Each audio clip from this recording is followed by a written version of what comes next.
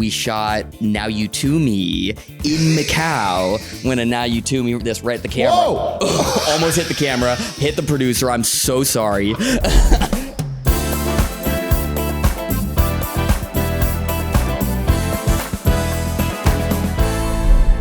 I am sitting with a man who is not just handsome, good looking, attractive, Keep going. a dime, and fucking hot. How else do you feel? Turned on. There we go. He's also an actor, writer, director, husband, and cat fancier. All correct. Dave Franco, welcome to Funny You Ask. Thank you so much for having me. We've acted together before in the Neighbors films. Mm-hmm. That's where we met, right? That's where we first met? Yes. We met on Neighbors 1. Mm-hmm. We did the series The After Party and a show called The Studio. Oh, yeah. Which one do you think we fell in love on? I think we really fell in love on The After Party. I was going to say Neighbors. It was kind of love at first sight for me. Neighbors, I was like, this guy's so great, but I'm not going to get to work with him again. To be fair, After Party, our characters were kind of rivals. Yes. But there was a lot of improv, and naturally in every scene, what ended up happening was you didn't know if we were going to fight or fuck. Yeah. I remember there was one scene where we are right in each other's faces. In the bathroom? I think it was in I say, this is my dojo. This is my octagon. Yeah. We're right in each other's faces. And I surprised you with a little pop kiss on the mouth one take. Yeah. That's when I fell in love, that moment. There we go. Then I was like, this is the guy that I'm going to have dinner with every 6 weeks for the next 5 years. Yes. But you're not just all these things. You also claim, a little bit about horror movies. I do enjoy horror. Los Angeles restaurants. Okay, yes. And movies made in the year 1999. I worked at a mom and pop video store in the year 1999, Midtown Video. In the Bay Area? In the Bay Area, in Palo Alto. Midtown Video. Midtown Video. I was 14 years old. Actually illegal for me to be working there at that age. And so child labor laws. There we go. And so they paid me by allowing me to take home as many movies as I wanted. Oh. And that's how I started watching everything. And it happened to be one of the best movie years of all time. It is the actual best movie year of all time. There's and books about it. I too, my formative years were spent in a video store. Really? I love it. Yeah. Nationwide Video in Chicago. I would go there and just spend 3 hours. Tell me about around. that porn section.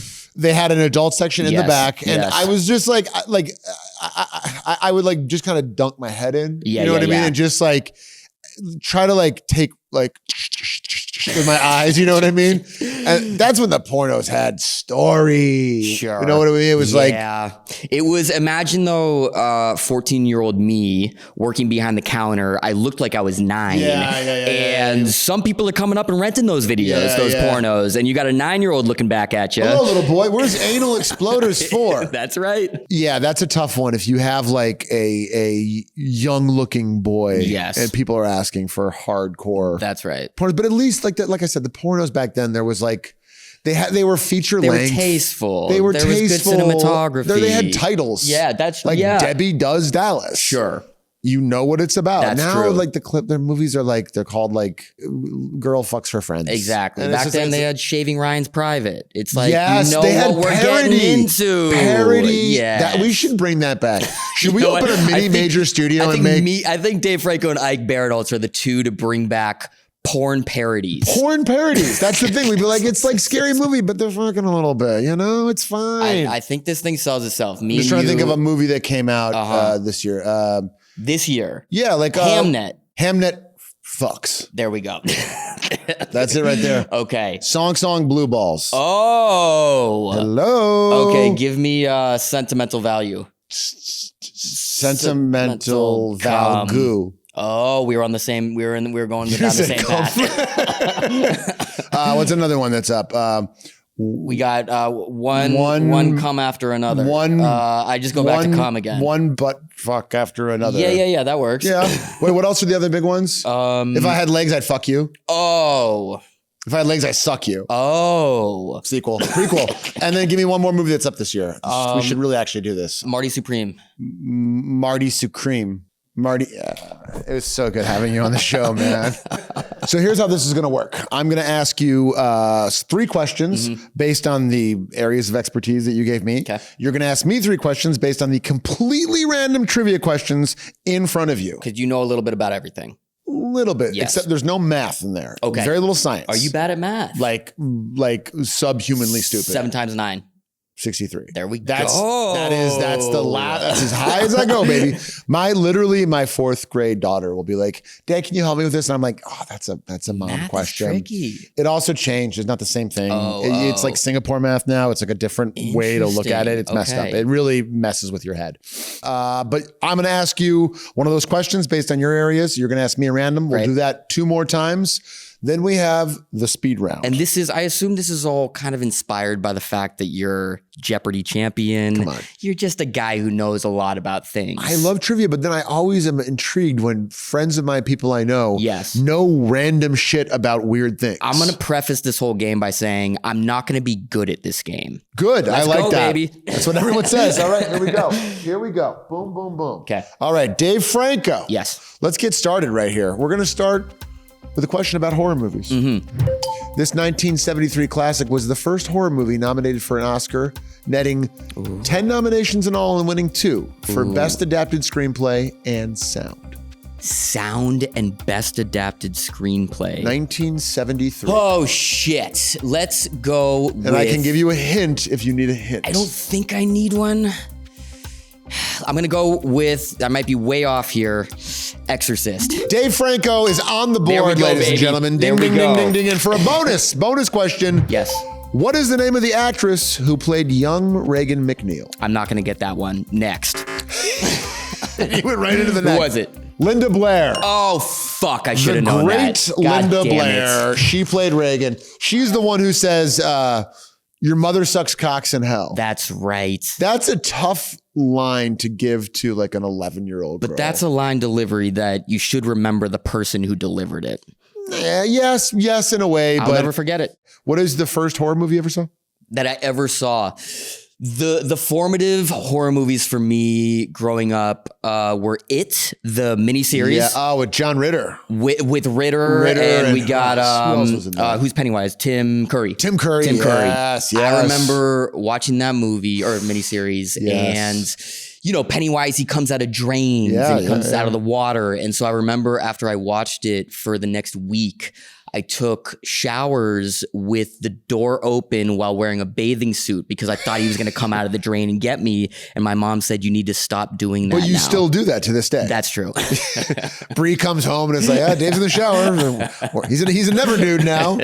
I remember when they remade it early on, my agent was like, will you send in a tape to be Pennywise? Come on.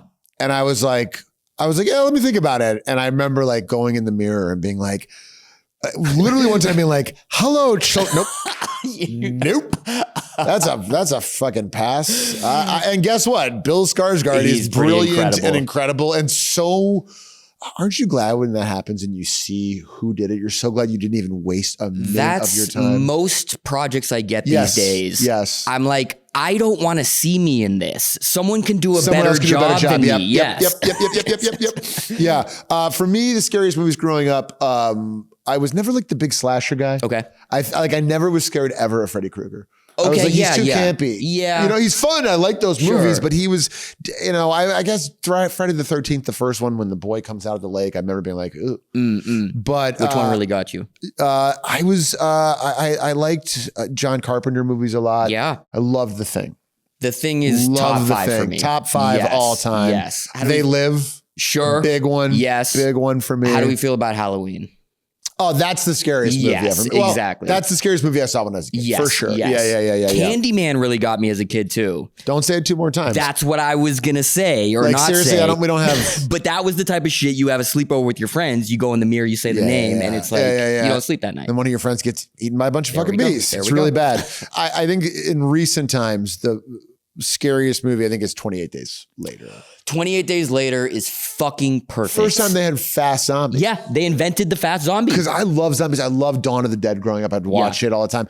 But I always was like, just fucking run. I know exactly. Run, exactly. They're not going to catch you. Yeah, you have time to like hit them on the head multiple times.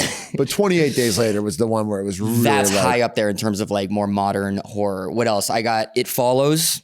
It Follows, incredible. Yes. Incredible. Yeah. There's some good foreign stuff. There's Let the Right One In. Amazing. We got, have you seen Goodnight Mommy? No. Put it on the list. Austrian movie, fucked up. We got Speak No Evil. They made a remake with James McAvoy, but the original, the OG is pretty good. The OG is so dark. I remember me and Allison went into that knowing nothing about it. And the movie ended and she turned to me and she said, why did you do that to me? See, that's what I had with Erica, who just, God bless her, she doesn't like love the thrill of being scared. I get it. So I end up having to watch these movies by myself. Yeah. And then I get scared. Yeah. Like a fucking kid. I'll come over anytime.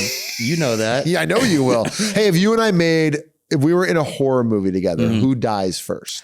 Wow. We both die pretty quick. It's just who dies quicker. I think I'm the first to go. Ooh, I'm the first to go. I think we die together, dude. Oh, I like it. Yeah, I really do.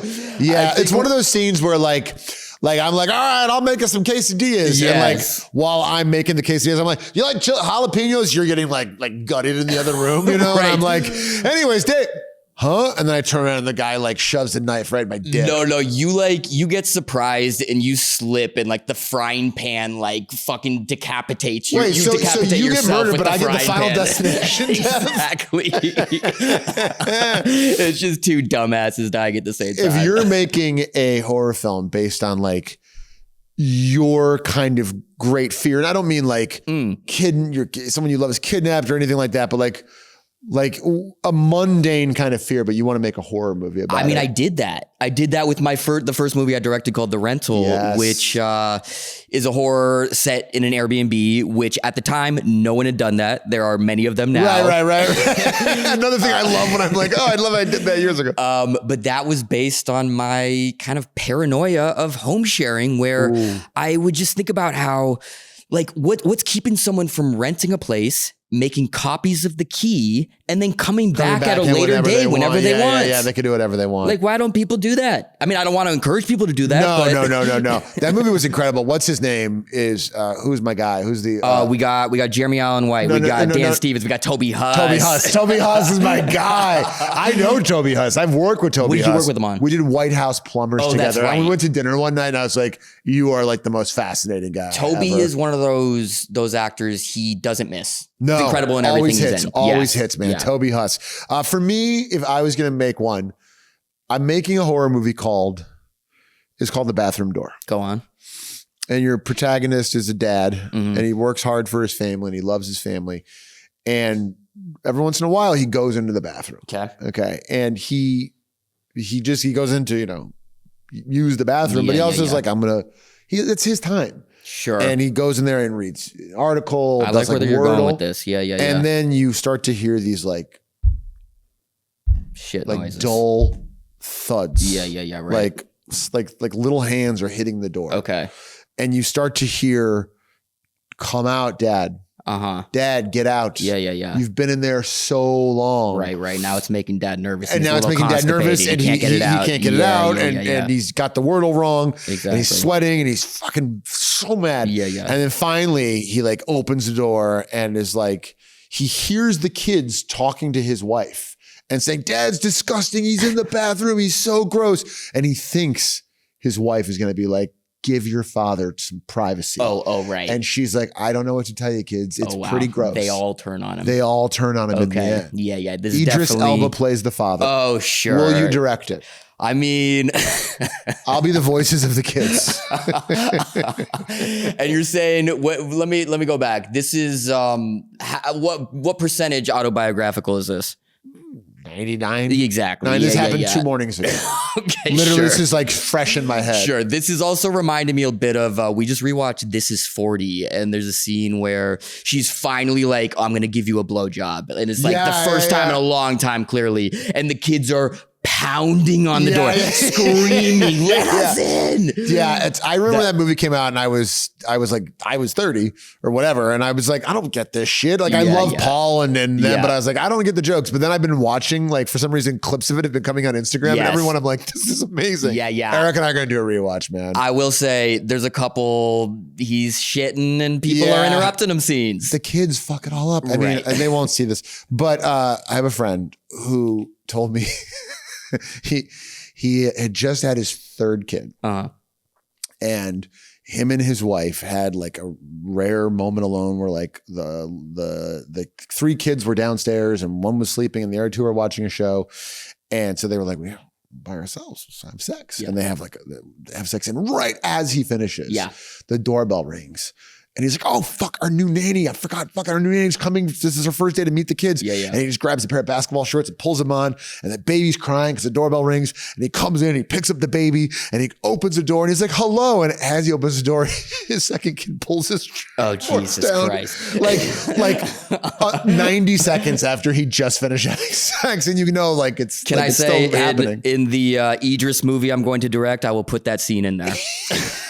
That's a cold open. That's a good cold open. Okay, that's in there. That's in there. If you could play any part in any horror movie that's being remade, remove the pressure of, is it going to be better? It's not going to be better. This is just, if you were like a crazy billionaire and you could like remake a classic horror movie and play what, like, would it be like Jack Torrance in The Shining? No.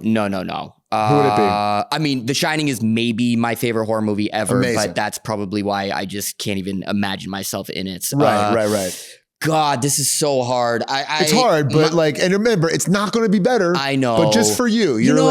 I think my gut is telling me something like a Scream. Yeah. And I think I say that because it's like a big ensemble. Yeah, and it's fun. It's you funny. Play Skeet, I play Lillard. Exactly. Come on, let's go. There we go. I would do Miggs from Silence of the Lambs. Oh. He's the guy that's like, he throws jizz at her. He's not He's one line. Oh, I got you. One line jizz throw. Okay. Honey, they're remaking Silence of the Lambs, and I'm going to be in it. Honestly, who am I playing? Doesn't matter. Honestly, you'd crush that. I would say if that guy was you, Idris, for sure. That guy was a legend who played that part. Okay. I don't know the actor's name. Yeah. He burned up the silver screen. That's a fucking great role. All right, Dave Franco. Yes, Dave Franco. Okay. Do I ask me a question? Okay. And if you don't like it, you want to throw it behind you, get a new one. I have not seen any of these. I'm gonna love it. Okay, here we go. One city pulls in more gambling revenue than Las Vegas, sometimes more than double, and has become the true global center of casino gaming. The question is, where is considered the biggest gambling hub in the world by revenue? Biggest gambling hub. Okay. I have no idea. Okay. I'm going to guess Macau. Fuck, you got it. Yes! Okay. Yes! I knew it was either Macau, but I was like Monte Carlo, but that's so small. But Macau's got to be big. So the reason that I knew that is because we shot Now You To Me in Macau when a Now You To Me, this right at the camera. Whoa! Almost hit the camera, hit the producer. I'm so sorry. This guy knows how to throw cards for a living.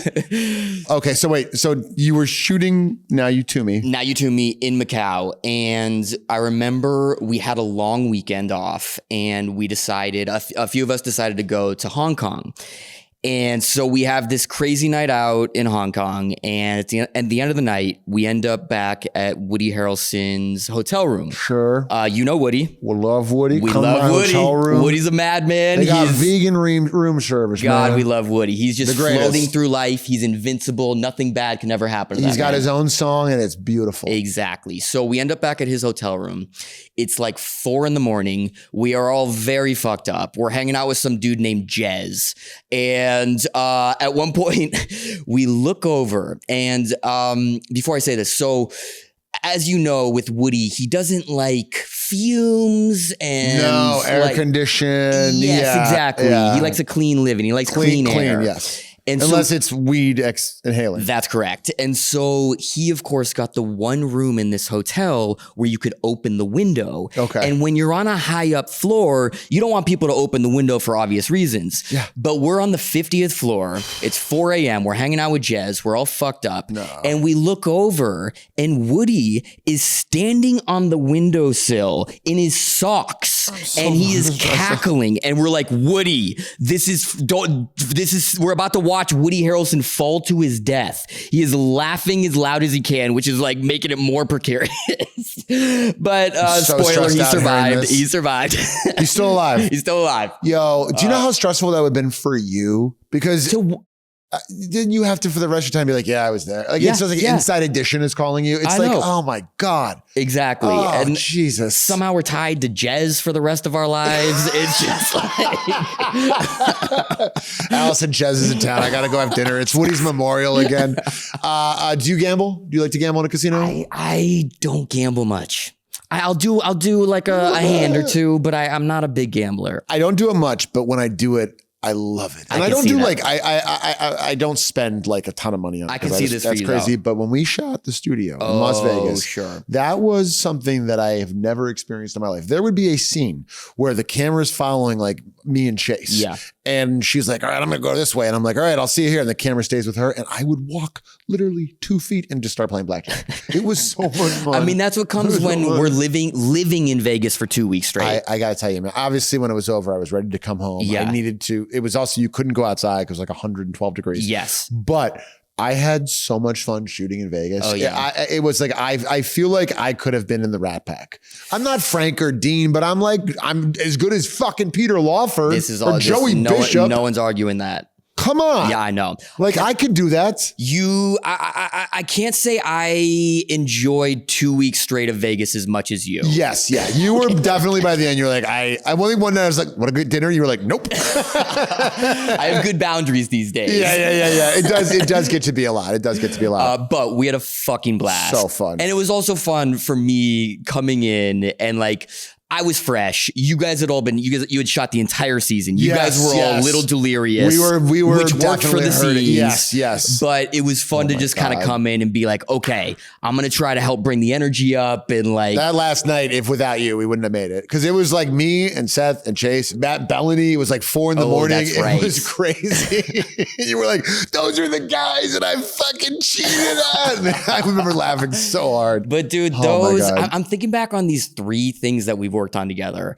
And those are 3 of the most fun times I've ever had on set. 100%. And a lot of that is because of you. Back at you, pal. I swear to God. I mean, I'm thinking back to Neighbors and like, gosh, I remember going into that feeling pretty anxious, if I'm being honest, because I knew there was going to be a ton of improv. I hadn't done a lot at that point. Yeah. And I quickly realized though that like no one expected me to keep up with Seth or you or any of these other people who are so fast.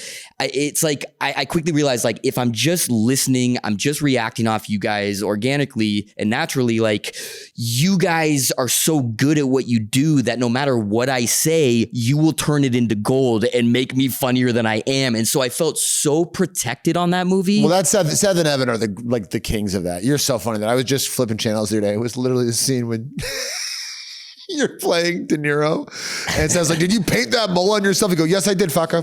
Yes, I did. when you were talking about looking at yourself in the mirror earlier and trying to be Pennywise, that's literally what I did for that De Niro scene where I remember the whole like week or 2 leading up to that scene. I'm like, okay, am I going to try to do a De Niro impression? And I couldn't quite figure it out. And then the night before I just started physically pushing my face around and I found it. And when I got it in the right position, it was like, it's real. That's it right there. That's the face. Now it's just locked in. I just can lock it. I remember I saw you like the next day. You're like, my fucking face hurts so much from you doing this all day. Well, that was the problem too. I don't know what the fuck you're talking about. No, I'm sorry. You ever seen De Niro? Talking to me? You ever seen De Niro on the set? There's a clip of him. They were doing a commercial for the Tribeca Film Festival, and it was like sponsored by like Mercedes-Benz or something. And De Niro's talking. He's doing a promo for it. De Niro goes, it's something like, Imagination is the most important part of filmmaking. That's why we started the Tribeca Film Festival. Check it out this week on whatever. And this commercial director off camera goes, Bob, that's really great. Can you just do one more high energy? And De Niro goes, no, that is high energy. He goes, no, I'm sorry. You don't know what you're talking about. Yeah, I'm not selling cars. And just walked away. And I was like, oh, he's earned it. He's earned that. But yeah, I mean, my face hurt like hell because they started on Seth and Rose's coverage, and I was trying to be a giving actor, and so I was giving them the face for like a few hours, and then you turn around on me, and I just couldn't hold it anymore. Yeah, no, it's so bad.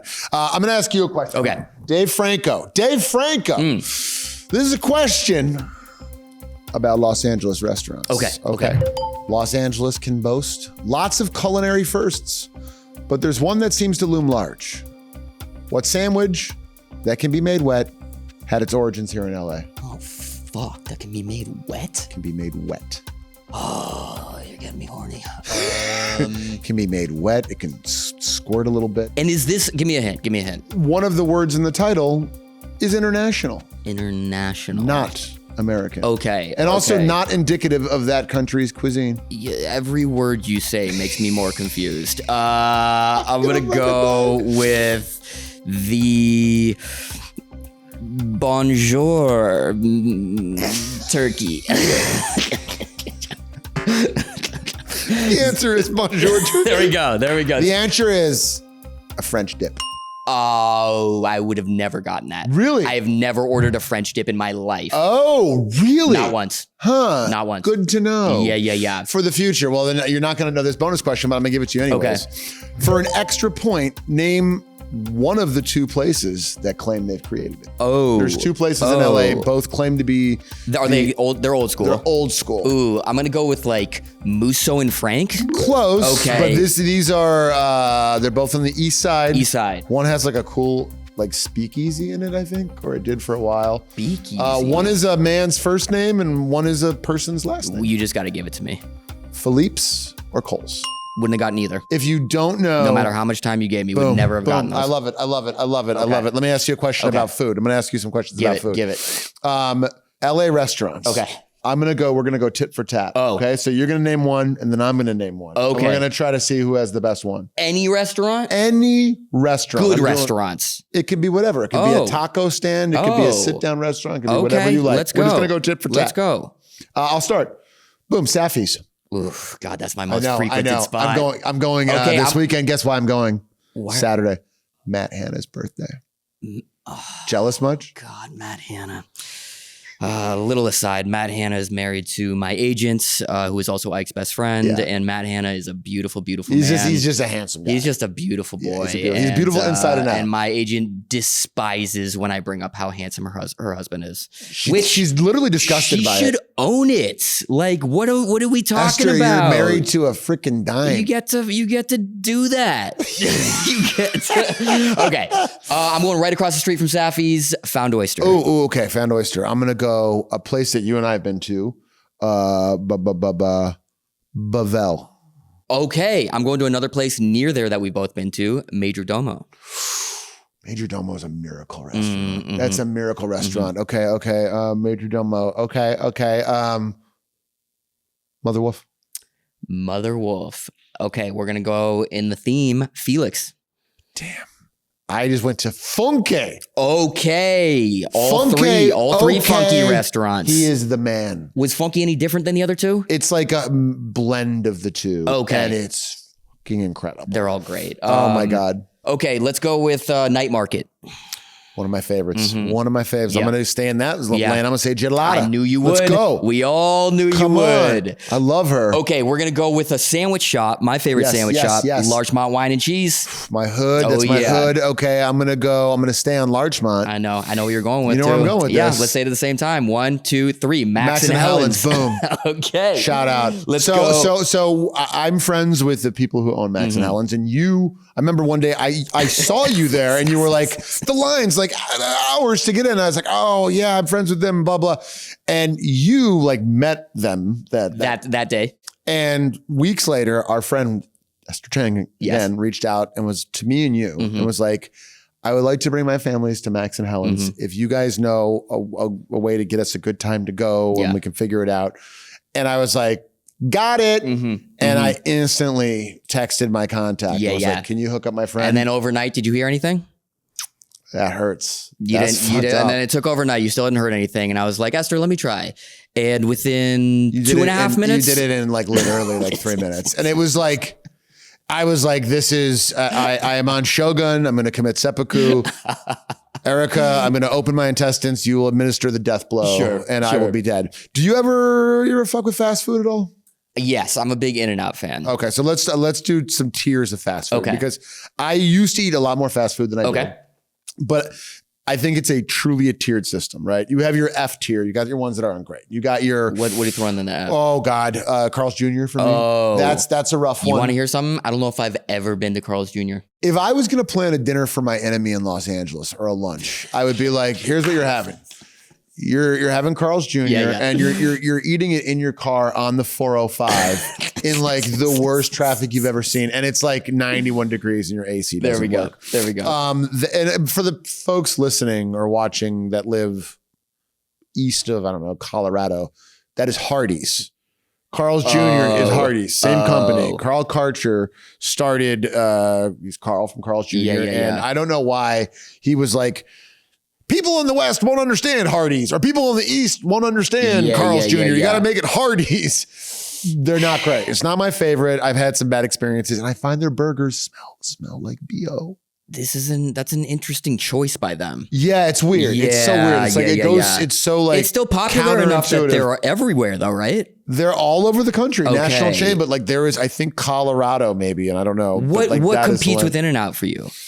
Well, In-N-Out, the thing is this, regional always wins, right? As opposed to a national chain. I hear you. Like I will always go to In-N-Out. If I'm anywhere in the Midwest, there's a place called Culver's. Never heard of it. It's probably like the Rose of fast. Yeah. It's mostly in like Indiana, Wisconsin, maybe a couple in Illinois. They put like a ton of butter on the burger. Okay. And they also have fried cheese curds is one of the, it's incredible. There was one here. What's the shit you were getting though when you were in college, fucking hammered, 2 a.m.? Where are you going? I mean, and I didn't do a lot. In Chicago when I was doing improv, my college age. Okay, yeah. The thing is, we're in like Chicago. So you're getting like the best like hot dog or like fries. Fuck you. Okay. The thing that broke me, and this is what I get in like arguments with friends about, is I am vehemently, and I'm sorry, anti-Taco Bell. That's okay. I can't do it. And I lived across the street from a Taco Bell, and I had it 3 times in one day. Okay. And it was like, I can never go back. How was that day what led to this script that I'm directing of you in the bathroom your that's family almost pounding the on the door? Okay, that's like when we get a different actor. Idris is too old. He's aged out. You get like is a different time if you go into Taco Bell that day. You get Damon Idris, so you're staying in the Idris theme. He's playing young Idris Elba. Okay. And he is that's like his first day. He has Taco Bell 3 times in one day, and like you cut into his stomach and you see like the DNA in his stomach be like, yes, because what we all want from Damon Idris is just seeing the precursor to his massive shit. I love that we're taking 2 of the hottest actors of all time, and there's movies about him shitting. So anyways, regionals always take, but for the national chains, like I put Taco Bell down there, I put Carl's Jr. You're working your way up to kind of like Jack in the Box, Subway. Okay. Work your way up a little bit to the B tier, which is McDonald's. And then the A tier for national fast food for me is I like Wendy's. I love. You like that square burger? Is that the Wendy's? I like the square burger, but I love Popeyes. Whoa. I could fucking sell me on Popeyes in 20 seconds. Okay. Popeyes, first of all, you're going to get the best possible national chain sandwich, which is their spicy chicken sandwich. Okay. They also have they have the best spicy chicken. Best spicy chicken by far. Holy best spicy shit, chicken by far. And every once in a while, they have a thing called a tackle box, which is fried decent pieces of shrimp. Okay. I could eat it over and over. It's by far the best chain. Popeyes, if you're watching, we would love to do an ad read. Dave Franco right here, look in that camera and say, I love Popeyes. I love Popeyes. Dave Franco, I want you to ask me another question, please. That would be really, really exciting for me. And if you don't like it, you can toss it this way and then get another one. Okay, I just looked at the answer, and so I think I'm going to like this. Okay. Okay.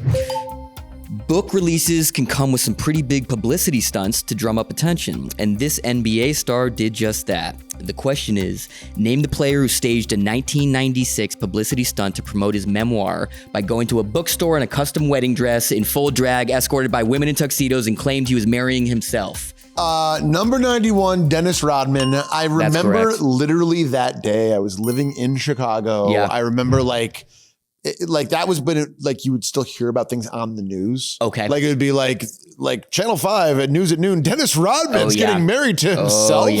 Oh yeah. He really, he was fucking incredible. I was wearing a sweatshirt, a vintage sweatshirt just yesterday that has a naked Dennis Rodman. And it says, "Bad as I want to be." Oh my God. Oh, he was so good. He was so good. I mean, like I hated him so much when he was on the Pistons because he was just such a killer. Yeah. But then when he came to Chicago, he owned Chicago. He was also, I will say this. God, you came up during that time, Bro, I was a freshman in high school when they won their first championship. That's so crazy. It was the greatest. It was the greatest. You would see them around town. It was crazy. I guess I had a little bit of that with the Warriors. Oh yeah, come on, big time. It took a while. I had to endure my entire childhood with them. Yeah. They were rough. We had Rick Barry for a long time. Sure, we like Rick Barry. Love Rick Barry. Tim Hardaway, shout out. Timmy Hards. Yeah. Chris that was Mullin. good. Oh yeah. Come on Mully now. was one of the greatest. Mully was the ACC Player of the Year, I believe, 3 years in a row when the ACC was great. Baby. Chris Mullin. Okay, I'm gonna ask you a question, my friend. Give it. And this is about film in the year 1999. Okay. On Christmas Day, 1999, two absolute classics were released. Who? The Talented Mr. Ripley. Okay. And Galaxy Quest. Yes. Name either director. Talented Mr. Ripley is Minghella, Anthony Minghella. Boom. And Galaxy Quest. Great director. God, who directed it? Dean Pariseau. Shit. Yeah, he was really cool. Can we just talk about a couple of the other 99 movies? Let's go. Matrix. Okay, we got Matrix. If you were in the Matrix, you were in the world of the Matrix. Okay. What would your name be? Like Morpheus was Morpheus. What would they have called you? Juan. That's kind of badass. Juan, baby. Juan. I would be Computer Mike. Computer Mike and Juan. That's a nice spinoff, dude. Good. That's a good spinoff. Everyone's asking for a new Matrix. Another movie that came out that year was Robert Altman movie called Cookie's Fortune. Oh, that's what you're bringing up? Yeah, because I remember. I'm telling you, we got Blair Witch Project. We got American Pie. We got Notting Hill. We got The Insider. We got. I do remember my friend Election. My friend Jen Bills said when Cookie's Fortune came out, she goes, "I really want to see Robert Altman's new movie. What's it called? Flossie's Clues." Go came out that year. Go was a banger. That was Doug Liman. Yeah, Liman. Doug Liman, Tim Oliphant, very, very, very good in it. Oh yeah. Another absolute banger from 1999. Give it. Bowfinger. Oh, we just watched that 2 weeks ago. Holds up. Perfect. Fantastic. Movie. So funny. So good. Steve Martin, the funniest he's been in a movie in so long. Yes, we got Magnolia. Come on. Fucking Magnolia came out in 1999. It's like a perfect movie. He made that when he was like 28. I know. That's sick. He's a freak. I saw him when we were at one of the award shows this year where everyone's out drinking in the lobby when the show's going on. And someone goes, "One battle just won. PTA is going to speak." And I swear to God, everyone went, "Oh," and ran out of the lobby to go watch him. He's so fucking cool, He's the man. Greatest. He's the I greatest. love him. Funny movie that came out that year. Office Space. One of my favorites. Changed my life. Office Space did. I was like, because at the time I was still doing improv at night, but working in an office, and I saw Office Space, and I was like, I cannot do this anymore. I cannot work in a fucking office anymore. Oh, wow. Yeah, I did. Wow. And then I moved to Amsterdam like 6 months later. The movie, am I wrong that it wasn't like a big hit when it first came? No. Very culty, very culty. So check this out. Brendan Fraser, right? Mummy, Brendan Fraser, The Mummy. He did The Mummy, but he played, if you remember, George of the Jungle. Oh, Tarzan, right? No, he played George of the Jungle. Oh. I completely memory hold this. He also played Dudley Do-Right. Oh, wow. He played two characters created by the same fucking guy within like 3 years of each other. Wow. That'd be like if Chris Evans played Iron Man and Captain America. Although I guess he did play the Human Torch in Captain America, so whatever. Fuck me. Just to pile on to the B phrase, we just rewatched Encino Man last week. He is so fucking good in that. Really? The movie is so bonkers. Wow. Him and Pauly Shore are perfection. They're no one's ever said that sentence. No notes.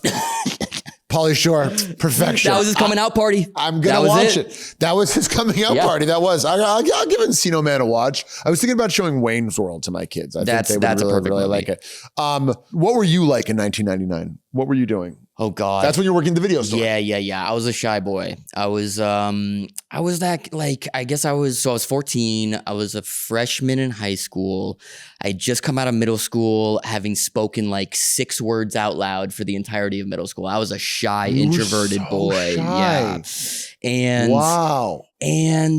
But oh my God, in high school, girls must have been like, he's so cute. He's so shy. I don't think so. I was so shy. I was the kid. I've told this story, but like I had a crush on this girl and I decided, okay, I'm going to go to 7-Eleven and I'm going to get just a bunch of candy and I don't know what she likes, but I'm going to get it all. I'm going to put it in a bag and I'm going to give it to her tomorrow at lunch and it's going to be amazing.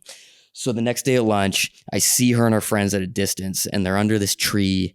And instead of just kind of going over and, being like, I got this candy for you, my nerves started kicking in. And so what I did is I started sprinting towards them. And when I got near them, I chucked a bag of candy at her and I didn't break stride and I ran away. It's like a Get Out, scene from Get Out. And I love too, she's like, I'm diabetic, you fucking dick. Yeah, we didn't take it to the next step. Oh, sweet Dave Franco. Yeah. What were you like at 1999? 99, I've been doing improv already in Chicago for 3 years. Okay. And I like early 99, I moved to Amsterdam. Oh, that's right. I lost my mind in the best way. In what way? It was the first time I didn't have to have a night job. I could get paid to do improv. I performed at Boom Chicago, which is this legendary theater, which is still there. And you were with a bunch of your friends, right? In Amsterdam? Well, it was like, I went with 1 or 2 people that I knew, but that's where I met Josh Myers and Seth Meyers and Liz Kukowski and Jordan Peele and Jason Sudeikis, all these people that we were friends with. And it was incredible. It was like 99 was like, it wasn't, but it was before the euro. We were still on the guilder. It was like monopoly money and it was 2 to 1. So you'd be like, this is everything's half off. Like when you think of Amsterdam in that time, what's like 2 images that immediately come to mind? Threesome. Wow. That's what I was hoping for. Yeah. What was the second? It was safe. What's the second image? Foursome? Yeah. That's what I thought. 2 girls, 2 guys. There we go. Okay. No, but it was crazy. It was just like, it was the first time that I'd never been to Europe.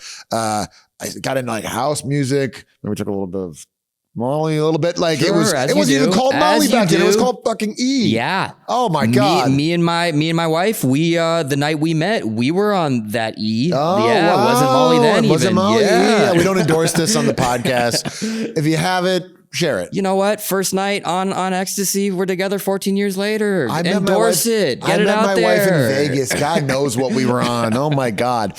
Last question about 99 movies. Okay. You can, again, it's not going to be better. It's not going to be better. Oh, you can remake 1 movie from 99 just for fun. Just for fun. Yeah. Like it might not, no one might ever even see it. It's I just want to be part of the experience. Personal movie. You get to do it. I think I know what you're going to say. Okay.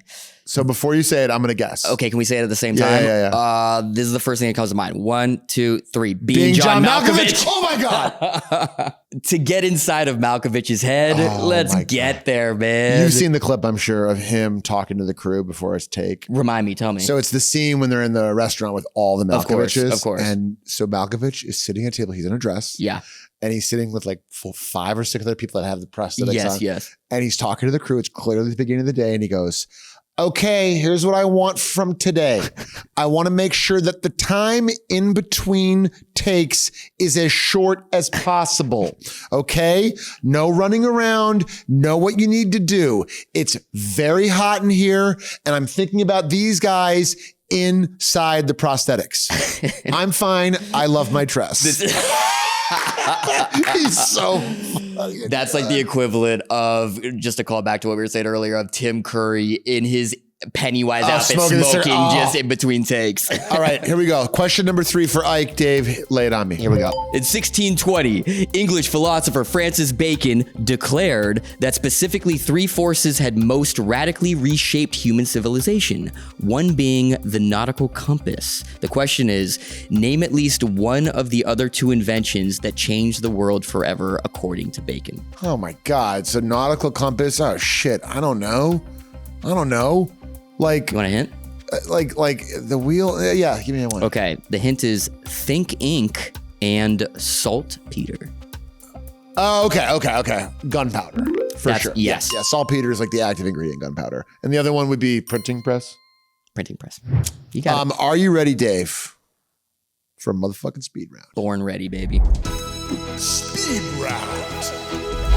Here we go. Time for the speed round. Let's do it. Here's how the speed round works. I'm going to ask you a bunch of questions, and your job is to answer as many as you can in 90 seconds. Okay, we're not going back and forth. No. I'm going to go, then you're going to go. If you don't know the answer, say pass right away. If you get it right, I will say correct. If you get it wrong, I will say incorrect, and I'll tell you the correct answer at the end of the round. So remember, pass if you don't know it. We're going to go as fast as we can. Ready, Dave Franco? Give it to me. 3, 2, 1. The Blair Witch Project is set in which U.S. state? Oh, shit. I'm going to go with Kentucky. Incorrect. What historic Hollywood restaurant opened in 1919 and is known for old school booths and dirty martinis? Musso and Frank. Yes. What 1999 movie based on a painting won Angelina Jolie her first Academy Award? Girl Interrupted. Yes. Besides Stephen King, which author holds the record for having the most short stories and poems adapted into horror films? Ooh, pass. Ahmed Best played which much maligned character from 1999 Star Wars Episode 1, The Phantom Menace? I'm not going to get that. This LA legend is the culinary force behind Mozza, Max and Helen's, and so many more. Silverstein. Close enough. Yeah. Chris, what Koreatown restaurant is nationally famous for Oaxacan food and mole? Keep going. Which former co-star of ours starred as Steamin' Willie Beeman in Any Given Sunday? Stephen Willie Beeman of Jamie Foxx. Yes, this German director remade his own film, Funny Games, 10 years later. Haneke. This diner at the original Farmer's Market has been in business for nearly 90 years. Oh, I don't know it. The Stephen King had a movie based on a novel come out every year of the 90s. What was his 1999 release? Oh, fuck. Wasn't Misery, was it? No. Walt Disney was a regular at this Scottish steakhouse in Atwater Village. You motherfucker. This Thai Town banger is featured in the Michelin Guide, is run by the Great Jazz. Oh, Gelada. Three Kings features Clooney, Wahlberg, and Ice Cube, but who plays Conrad Vig, the fourth soldier? Spike Jones. Boom! All right, we got it in there. We got it in under the wire. Just to go back, you did not know Walt Disney was a regular at Tam O'Shanter's. Oh, we just went there. Tam O'Shanter's, Stephen King's movie in 1999 was The Green Mile. Oh, fuck. The diner at the original Farmer's Market is the Great Dupars. You got Haneke right. You got Jamie Foxx right. Koreatown, Guelaguetza. My turn. Me. All right. Ready. 3, 2, 1, go. Who is the highest paid athlete in 2025? Tom Brady. LeBron James. Nope. What TV series launched Bruce Willis's career? Moonlighting. Yep. What is the northernmost point in the United States? Somewhere in Alaska. It is. Fairbanks, Alaska. Nope. What is Pantone's color of the year for 2026? Poo-poo brown. That's correct. How many nations are recognized by the United Nations? Oh, God, 266? Nope. When did Alexander the Great conquer Egypt? 210 BC. These are impossible questions. In 1976, which 2 college dropouts founded Apple Computer Inc.? Steve Jobs and Steve Wozniak. There we go. What decade was the first Earth Day celebrated? 1960s.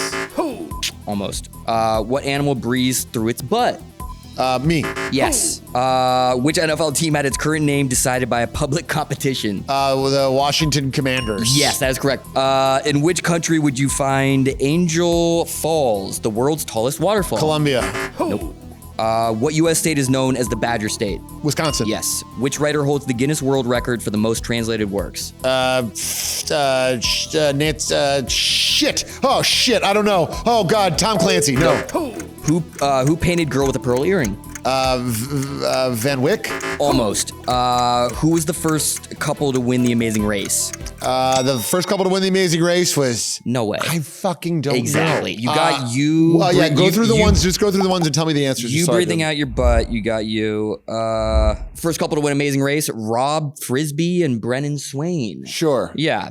Highest paid athlete in 2025, Cristiano Ronaldo. Oh, shit. Earth Day celebrated. 70s. Yeah. Animal breathes through its butt, turtle. Oh. Country, Angel Falls, Venezuela. Oh, okay. Most translated works, Agatha Christie. Agatha Christie's ass. Pearl earring, Vermeer. Vermeer, what did I say? Van Wyck? Van Wyck. Yeah. That's like a highway. Yeah. Point Barrow, Alaska. Well, now that's, if I know that, I would have to be a real sicko. I'm with you. Pantone's color of the year, Cloud Dancer. What is... Parentheses, a shade of white. Okay. That's... how many nations are recognized by the United Nations? 195. 195? Yeah. When did Alexander the Great conquer Egypt? 332 BC. Okay, so I was like 83 years old. I don't feel good about that win. I don't feel good about it. Listen, it's a dirty win, but a win is a win is a win. Dirty win. Even when you lose, which you didn't do, you walk away with something. Give it. So we're going to bring something over to us right now. This is something that you said you've never had one. Thank you, Annabelle. Did you guys get this? This is a French dip doing this? from Philippe's. Oh my God. In LA. And you can go ahead and I'll share it with you if you want. How long has this been sitting here? A couple days. Okay. We picked this up Monday morning when they opened. So it was fresh. Walk me through it. So what we got, okay, now the thing is this. Most people, when they get a French dip, they get this is the classic what you get right here. You get just straight up beautiful shaved beef. Okay. I'm gonna cut it and then we're gonna dip and take a bite. We got some beef and we got some... Oh, and a little bit of Swiss cheese. Got it. Now they also serve a mustard sauce with this, which is really spicy. Okay. Really spicy. I would have liked that. Okay. Go ahead. All right. Pick it up. Take a dunk. Doing it at the same time. Ready? Here we go. Okay. Here we go. Boom. All right. Donkey. Here we go. Thoughts? True. I'm glad we did it. I don't know if I'm going to do it again. Wow. You heard it here. The thing is this. If you hold it in. Here's the thing. It's too dry for you. No. It's this type of beef. That's why I never order it. It's not my favorite type of beef. Who are you, Mark Zuckerberg? What kind of beef do you like? What kind of beef does he like? Oh, dude, he's got like a ranch in Hawaii where he's like, we have the most perfect cows ever. It's like it's like I'll try that. I'll try that beef. My boy's got that Facebook beef. I will say it's growing on me. Oh, see the last bite with the Swiss on the beef. Have mine. No. I can't. You can have mine. No. I can't. I'm gonna wait till you leave before I eat that. Okay. Well, Dave Franco. Yes, we did it. I can't. You really did yourself proud today. You're gonna walk out of here with your head held up high. I appreciate that. You crushed. Remember when I hit your producer with the card though? That was awesome, and it was so funny. And we're not even gonna talk about it. We're gonna let the lawyers figure that out. Yeah. I think I cannot thank you enough. Of course, for being here. Anything for you. We love knowledge. Learning things is fun. You're the best, Dave Franco, ladies and gentlemen.